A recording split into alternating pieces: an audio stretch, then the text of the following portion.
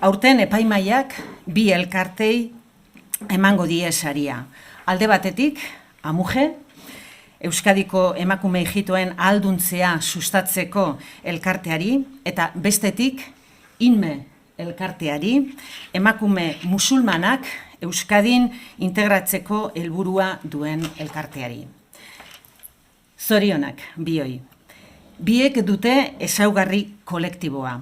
Eta biek erantzuten diote erakunde publikoek izan behar dugun begirada intersekzionalari.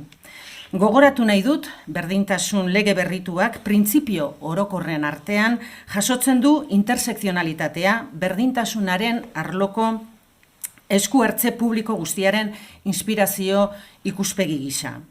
Kontuan izan behar dugu pertsona bakoitzaren identitatea eta errealitatea, hainbat baldintzak zeharkatua eraikitzen dela.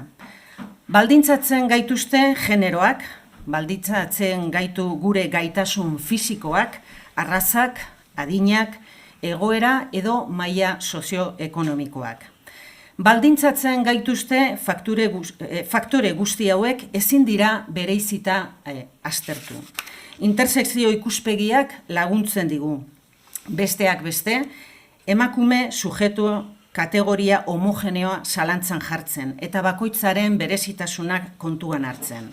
Eta Amuge eta Inme elkarteek argi erakusten digute emakumeak ez garela kategoria homogeneo batean kabitzen.